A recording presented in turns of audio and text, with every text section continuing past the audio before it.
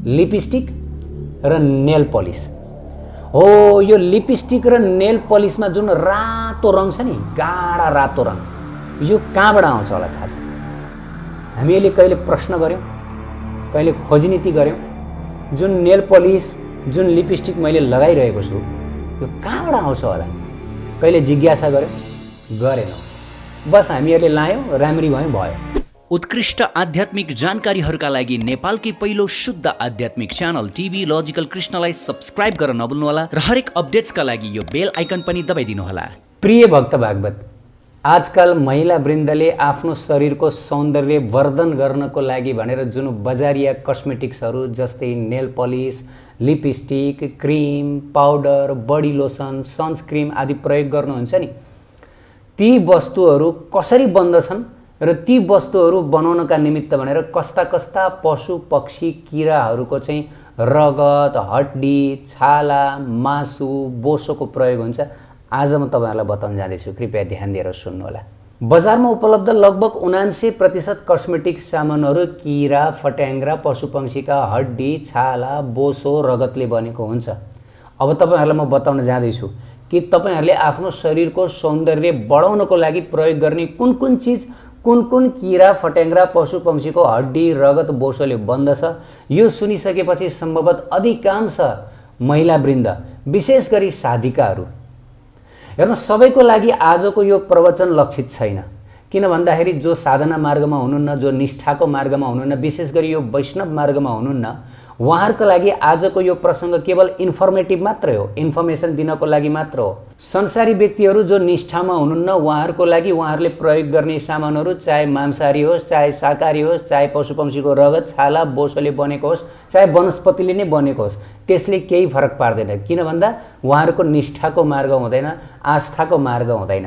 तर जो आस्थाको मार्गमा हिँड्नु भएको छ, निष्ठाको मार्गमा हिँड्नु भएको छ, जसले कण्ठीमाला धारण गर्नु भएको छ, जसले तिलक धारण गर्नु भएको छ र जसले हामी राधा कृष्णका भक्त हौँ भनेर चाहिँ संसारमा देखाउनु भएको छ, उहाँहरूको लागि भने, यस्ता साधक साधिकाको लागि भने आजको यो भिडियो कति महत्त्वपूर्ण छ, कति महत्त्वपूर्ण छ भने त्यसको वर्णन गरेर साध्य छैन। पहिलो हो कोकिनियल डाई। अब जानु यो कोकिनियल डाईको प्रयोग गरेर कुन कुन कस्मेटिक्स आइटम्सहरू बनाइन्छ त? विशेष गरी महिला वृन्दमा अत्यन्त प्रसिद्ध कुन कुन कस्मेटिक आइटम्सहरू छन्? लिपस्टिक र नेल पलिस हो। यो लिपस्टिक र नेल पलिसमा जुन रातो रङ छ नि, गाढा रातो रङ, यो कहाँबाट आउँछ होला थाहा छ? हामीले कहिले प्रश्न गर्यौँ, कहिले खोजनीति गर्यौँ? जुन नेल पलिस, जुन लिपस्टिक मैले लगाइरहेको छु, यो कहाँबाट आउँछ होला? कहिले जिज्ञासा गर्यौँ? गरेनौँ। बस हामीहरूले लायौँ, राम्री भयौँ, भयो। त यो जुन रातो रङ यही कोकिनियल डाईबाट आउँदछ। अब यो कोकिनियल डाई भनेको के हो? यो कोकिनियल भनेको एक किसिमको किरा हो। सुनौ है ध्यान दिएर, एक किसिमको किरा हो जुन सिउँडीमा हुने गर्दछ र त्यो सिउँडी विशेष गरी क्याक्टस, जहाँ मरुभूमि हुन्छ, सेन्ट्रल अमेरिका, साउदर्न अमेरिकामा प्रचुर मात्रामा पाइने गरिन्छ यो किरा। र यो किराले त्यो क्याक्टसको बेरी खाने गर्दछ र त्यो क्याक्टसको बेरी खाएको कारणले गर्दाखेरि यो किरा एकदमै रातो हुन्छ, एकदम रातो, गाढा रातो हुन्छ र त्यसैलाई फ्याक्ट्रीमा ल्याएर त्यसलाई चटनी बनाएर त्यसबाट त्यो रातो रङ बाहिर निकालिन्छ र त्यही रातो रङको प्रयोग गरेर लिपस्टिक र त्यसपछि नेल पलिस बनाइन्छ। प्रिय भक्त भागवत, तपाईहरुले national geography channel, discovery channel र बीबीसीबाट पनि प्रसारण भएका डकुमेन्ट्रीहरू हेर्न सक्नुहुन्छ यस विषयमा। र विशेष गरी यो जुन किरा छ, यो किरा गर्भिणी किराको प्रयोग गर्दछन्। किन भन्दा जुन पोथी किरा हो, त्यो पोथी किराले त्यो बेरी खाएपछि त्यो पोथी किरा एकदम राती बन्दछ। त्यसैलाई चाहिँ पिसेर चटनी बनाएर यो रातो रङ निकालिन्छ। यो भयो कोकिनियल डाई। त प्रिय भक्त भागवत, अब जसले रातो रङका कस्मेटिक वस्तुहरू प्रयोग गर्नुहुन्छ, नेल पलिस र विशेष गरी लिपस्टिक, के अब उहाँहरू भेजिटेरियन हुनुहुन्छ? के अब उहाँहरू साधिका हुनुहुन्छ, साधक हुनुहुन्छ त? यो एकदमै महत्त्वपूर्ण प्रश्न। अब दोस्रो नम्बरको हो ज्युनाइन। अब ज्युनाइन पदार्थ भनेको के हो? यो ज्युनाइन पदार्थ भनेको चमेराको टट्टी, यसलाई ब्याट पुप पनि भनिन्छ। अब यो चमेराको टट्टीको प्रयोग केमा हुन्छ त? त प्रिय भक्त भागवत यसको रङ कालो हुने भएको कारणले गर्दा काला रङका जुन कस्मेटिक आइटम छन् त्यसमा प्रयोग हुन्छ र कुनै कुनै लिपस्टिकहरू रातो हुँदैन, अलिकति फिक्का रातो हुन्छ, अरू रङको हुन्छ, हो त्यसमा यही जिउनाइन मिक्स गरिन्छ र त्यसमा अरू रङ ल्याउने गरिन्छ। नेल पलिसहरूमा जुन एकदमै भेराइटिज अफ रङ हामी देख्छौँ नि, हो यस्तै किसिमको जिउनाइन पदार्थ चमेराको टट्टी मिक्स गरेर बनाइन्छ। त प्रिय भक्त भागवत यो दोस्रो नम्बरको आइटम। अब तेस्रो नम्बरको आइटम जानु जसलाई ट्यालो भनिन्छ। यो ट्यालो बोसोबाट आउँदछ। अब यो बोसो कहाँबाट आउँछ त? अब यो बोसो बच्चालामा मारिएका पशुहरूको हड्डी बोसो उमालेर पकाएर आउँदछ र विशेष गरी यी बच्चालामा मारिने पशुहरूमा गाई र सुँगुर पर्दछन्। अब सोच्नुहोस्, जसले यी चिजहरूबाट बनेका कस्मेटिक्सहरू प्रयोग गर्नुहुन्छ उहाँहरूले गोमांस गाईको बोसो खाइरहनु भएको छ, सुँगुरको बोसो खाइरहनु भएको छ। अब के पर्दछन् यी पदार्थहरू, यी कस्मेटिक आइटम्सहरू? विशेष गरी आँखालाई सुन्दर देखाउनको लागि आँखाको वरिपरि लगाइने जुन आई कस्मेटिक्सहरू छन्, आई मेकअपहरू छन्, हो यी क्रिमहरू, यी मेकअपहरू यो ट्यालोबाट बन्ने गर्दछ। अनुहारमा लगाउने जुन मेकअपहरू हुन्छ नि, विविध किसिमका क्रिमहरू, हो यही ट्यालोको बोसोबाट बन्दछ। अब साधक साधिकाहरूले विचार गरौँ, के तपाईँ हामी साधक साधिका छौँ? यदि यी कुराहरू प्रयोग गर्छौँ, जो साधक साधिका हुनुहुन्न उहाँहरूको लागि कम्पलसरी छैन, तर साधक साधिकाहरू सावधान भएर सुनौ। अब अर्को चौथो नम्बरमा पर्दछ जिलाटिन। एकदमै प्रसिद्ध पदार्थ हो यो। अब यो जिलाटिन भनेको कहाँबाट आउँदछ त? यो जिलाटिन विशेष गरी पशुहरूको छाला, पशुहरूको मज्जा र पशुहरूको हड्डीलाई उमालेर बनाइन्छ। हेर्नुहोस् है, पशुहरूको छाला, पशुहरूको मज्जा र पशुहरूको हड्डीलाई उमालेर बनाइन्छ र यो पनि विशेष गरी गाई र सुँगुरहरूको हड्डी र छालाबाट बनाइन्छ। अब यसको प्रयोग केमा हुन्छ त? यसको प्रयोग एकदमै प्रसिद्ध सेतो रङको फेसियल क्रिमहरू बनाउन, जुन एकदमै प्रसिद्ध छ नि, अनि बडी लोसनहरू बनाउन प्रयोग गरिन्छ, स्याम्पूहरू बनाउन प्रयोग गरिन्छ, विशेष सेतो रङका आइटम्सहरू, कस्मेटिक्सहरू बनाउन, अनि हेयर स्प्रे बनाउनको लागि प्रयोग गरिन्छ, सनस्क्रिमहरू बनाउनको लागि प्रयोग गरिन्छ। ल हेर्नुहोस् प्रिय भक्त भागवत, यो कुरा केवल मैले मात्र भनेको होइन, तपाईँहरू गुगलमा गएर सर्च गर्नुहोस्, तपाईँहरू नेसनल जियोग्राफी च्यानलका डकुमेन्ट्रीहरू हेर्नुहोस्, तपाईँले त्यहाँ एकदमै बनाएकै त्यहाँ तपाईँले देख्न सक्नुहुन्छ। अब त्यसै गरी आएर पाँचौँ नम्बरको पदार्थ के हो? पाँचौँ नम्बरको पदार्थ हो लेनोलिन। लेनोलिन अब यो केबाट आउँछ त? यो आउँदछ विशेष गरी भेडा र ब्वाँसोको बोसोबाट। भेडा र ब्वाँसोको बोसोबाट आउँदछ। धेरै जसो क्रिम बनाउन यसको प्रयोग हुन्छ र मेकअप रिमुभर हुन्छ नि, लाएको मेकअप रिमुभर बनाउनको लागि यसको ज्यादा प्रयोग हुने गर्दछ। अब छैठौँ नम्बरमा पर्दछ स्क्वाइलेन्स।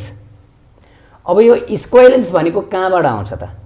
यो स्क्वाइलेन्स भनेको सार्क माछाको कलेजोबाट निकालिन्छ र धेरै जसो यसको प्रयोग पनि लिपस्टिक बनाउन र आई मेकअप हुन्छ नि, जुन आँखाको माथिपट्टि महिला वृन्दहरूले लगाउने जुन एक किसिमको रङ हुन्छ नि, त्यो आई डोन्ट नो त्यो के हो, तर आँखाको माथि रङ्गीन कलरहरू हुन्छ नि, हो त्यो बनाउनको लागि प्रयोग हुन्छ, जसको नाम हो स्क्वाइलेन्स।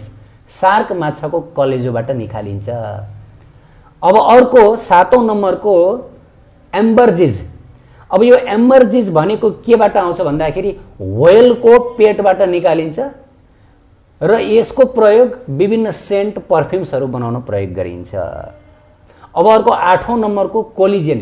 कोलिजेन भनेको पशुहरूको छाला र हाम्रो छालालाई चिल्लो बनाउनको लागि त्यसको प्रयोग गरिन्छ। विशेष गरी छालालाई ग्लसी बनाउन, साइनिङ बनाउन जुन प्रयोग गरिन्छ नि, हो यस्ता कस्मेटिक आइटम्सहरू यो कोलाजिन नामको पदार्थले बनाइन्छ, जुन पशुहरूको छालालाई रगटेर निकालिन्छ। अब अर्को एस्ट्रोजिन। अब यो एस्ट्रोजिन भनेको गर्भिणी घोडाको पिसाबबाट निकालिन्छ। धेरै जसो पर्फ्युम अनि रेस्टोटिभ क्रिम्सहरू बनाउन, बडी लोसन्सहरू बनाउन यसको प्रयोग हुन्छ। अब 10औँ नम्बरमा पर्दछ रेटोनिल। यो पनि पशुहरूलाई मारेरै आउँदछ। त प्रिय भक्त भागवत, विशेष गरी साधक साधिकाहरू सावधान रहनुपर्छ, सतर्क रहनुपर्छ। बजारमा उपलब्ध यी कस्मेटिक सामानहरू वास्तवमा साधक साधिकाहरूको लागि होइन, न त कर्म लाग्दछ। किन भन्दाखेरि यदि कुनै चिज प्राणीहरूलाई मारेर पशुहरूलाई मारेर आउँदछ भनेदेखि त्यो चिज विशेष गरी साधक साधिकाहरूले निष्ठा मार्गमा लाग्नुभएकाहरूले प्रयोग गर्नुहुन्न। जस्तै हामीहरूले मांस भक्षण गर्दैनौँ, हामीहरूले छालाका वस्त्रहरू, छालाको पेटी जुत्ता लगाउँदैनौँ। किनभने त्यसबाट कर्म आउँछ, किनभने त्यो मारेर आएको हो नि, त्यसबाट कर्म आउँछ। भले हामीहरूले मारेका होइनौँ, कुनै इन्डस्ट्री फ्याक्ट्रीमा मारिएका हुन् ती पशु पक्षीहरू, तर पनि के हुन्छ, जब हामीले त्यो प्रयोग गर्दछौँ त्यो कर्म हामीलाई आउँदछ, हामीले पनि मारेको मानिन्छ र हामी पनि अर्को जन्म मारिन्छौँ। विशेष गरी पाश्चात्य जगतमा यो किसिमको कर्मको ज्ञान हुँदैन, उनीहरूमा कुनै संस्कार हुँदैन। त्यसकारणले गर्दा उनीहरू विशेष गरी पशुहरूको आइटम प्रयोग गर्दछन्, हड्डी, मासु, रगत, यसलाई नै आफ्नो दैनिक जीवनयापनमा प्रयोग गर्दछन्। तर हामी साधनाको मार्गमा लागेका, निष्ठाको मार्गमा लागेकाहरूले यी वस्तुहरूलाई वास्तवमा परित्याग गर्नुपर्दछ। विशेष गरी साधनाको मार्गमा लाग्नुभएका महिला पुरुष विशेष सावधानी अपनाउनुहोस्। यी कुराहरू हजुरहरूले प्रयोग गर्ने होइन, हामीले प्रयोग गर्ने होइन। यी कुराहरू भनेको संसारी विमुखहरूले प्रयोग गर्ने हो, जसलाई केही फरक पर्दैन। जे प्रयोग गरे पनि, जे खाए पनि, जे लाए पनि केही फरक पर्दैन। तर साधनाको मार्गमा त फरक पर्छ। हामीहरू भोगी होइनौँ। र अर्को एक कारण कि हामीहरूले हाम्रो शरीरलाई श्रृङ्गार गर्नुहुन्न, यो भनेको पनि देहात्म बुद्धि हो। धेरैजसो साधु सन्तहरू वृन्दावनमा हामी देख्दछौँ, धेरैजसो गुरुहरूले आफ्ना साधिकाहरूलाई, साधकहरूलाई त छोड्दिउँ, आफ्ना साधिका शिष्यहरूलाई न राम्रो लुगा लगाउन दिनुहुन्छ, न आफ्नो शरीरमा, आफ्नो छालामा यस्ता किसिमका बजारिया कस्मेटिक्सहरू प्रयोग गर्न दिनुहुन्छ। एकदमै विरक्त भेष धारण गर्नको उपदेश दिनुहुन्छ, सबैलाई, गृहस्थीहरूको लागि पनि, सबैको लागि। र वास्तवमा यो ठुलो कल्याण हो। किन भन्दा जब हामी यी कुराहरूको प्रयोग गर्दछौँ, यसले हामीहरूलाई नोक्सान गर्दछ। एक त हाम्रो अमूल्य समयलाई नष्ट गरिदिन्छ, किन भन्दा ज्यादा हामी आफ्नो शरीर श्रृङ्गार गर्नको लागि भनेर समय खर्च गर्दछौँ। त्यो समयमा हामी नाम जप गरौँ, त्यो समयमा हामी भगवत सङ्ग गरौँ, त्यसबाट कति फाइदा। र यो मरेर जाने, कुहिएर जाने शरीरलाई राम्रो बनाएर, अब यो मासुको डल्लोलाई राम्रो बनाएर, वास्तवमा यो शरीर आफै टट्टी हो। अब यो टट्टीलाई श्रृङ्गार गरेर के फाइदा? टट्टीलाई रङरोगन गरेर के फाइदा छ? फाइदा छैन नि। त्यो त समयको अपव्यय मात्रै हो। त्यसकारणले गर्दा यदि हामी राधा कृष्णको सौन्दर्यमा आसक्त छैनौँ, आकर्षित छैनौँ भने हामी आफ्नो सौन्दर्यमा आकर्षित हुन्छौँ, शास्त्रमा बताइएको छ। तर यदि हामी राधा कृष्णको सौन्दर्यमा आकर्षित छौँ भने अब हामीलाई आफ्नो शरीरको सौन्दर्य मन पर्दैन, हामीलाई सबभन्दा घृणा नै हाम्रै शरीर लाग्दछ भने अब हामीले कसरी हाम्रो शरीरलाई श्रृङ्गार पटार गर्दछौँ? त्यो पनि यस्ता पशु पक्षीहरूलाई मारेर निकालिएको चिजहरूले कसरी गर्दछौँ? यो त विमुखहरूले गर्ने हो, यो साधक साधिकाले गर्ने होइन। साधक साधिका निष्ठा मार्गमा लागेकोले आफ्नो शरीरलाई चिटिक्क बनाउने, राम्रो बनाउने, सुन्दरी बनाउने होइन, सुन्दर बनाउने होइन। जति सक्दो एकदमै सरल, एकदम प्लेन बन्नुपर्छ, प्लेन बन्नुपर्छ। किन? कसको लागि आकर्षित गराउने? कसको लागि आकर्षित गराउने? राधाकृष्णलाई आकर्षित गराउने? राम्री भएर, राम्रो भएर होइन। राधाकृष्ण त तपाईँ हाम्रो भक्ति देखेर आकर्षित हुनुहुन्छ, तपाईँ हाम्रो सेवाभाव देखेर आकर्षित हुनुहुन्छ। तपाईँ हामी जति धेरै विरक्त भयौँ, जति धेरै आफ्नो शरीरलाई श्रृङ्गार पटार गर्न हामीले छोडिदिउँ, अब हामी आफ्नो शरीरलाई श्रृङ्गार पटार गर्न चाहँदैनौँ, तब राधाकृष्णलाई मनपर्छ। शरीर श्रृङ्गार पटार गर्न चाहने, त्यो पनि यस किसिमको प्राणी पक्षीहरूलाई मारेर, भगवानका सन्तानहरूलाई मारेर निकालेको चिजबिजले शरीर श्रृङ्गार पटार गर्नेलाई राधाकृष्णले थोरै मन पराउनुहुन्छ? मन पराउनुहुन्न। त्यसकारणले गर्दा साधनाको मार्गमा लाग्नुभएकाहरूले विशेष सावधानी अपनाउनुहोस्। एक त कर्मको शिकार बन्नुपर्छ, आफूले नमारे पनि ती कुराहरू प्रयोग गरेको कारणले गर्दाखेरि हामीहरूलाई कर्म लाग्दछ, हामीले मारे बराबरको फल भोग्नु पर्दछ। जस्तै हामी लिपस्टिक लगाउँदछौँ, यस्ता किराहरूलाई मारेर निकालिएको लिपस्टिकबाट अब के हुन्छ? हामीले पनि त्यो किरालाई मारिएको फल पाउँदछौँ। अनि त्यसै गरी जब हामी यी छालाका आइटम्सहरू प्रयोग गर्दछौँ, यी हड्डीहरूबाट बनेका चिजहरूको प्रयोग गर्दछौँ, तब बिस्तारै बिस्तारै हामीलाई कर्म आउँदछ र हामी संसारमा बाँधिन्छौँ। र अर्को कुरा, देहात्म बुद्धि बढ्दछ, शरीर आकर्षण बढ्दछ। र अर्को कुरो, समय नष्ट हुन्छ। त प्रिय भक्त भागवत, त हामी बहिर्मुख हुने होइन, हामी अन्तर्मुख हुने हो। केवल साधनाको मार्ग, निष्ठा मार्गीहरूको लागि यो अमृतमय हो है। उत्कृष्ट आध्यात्मिक जानकारीहरूका लागि नेपालकै पहिलो शुद्ध आध्यात्मिक च्यानल टिभी लजिकल कृष्णलाई सब्स्क्राइब गर्न नभुल्नुहोला र हरेक अपडेट्सका लागि यो बेल आइकन पनि दबाइदिनुहोला।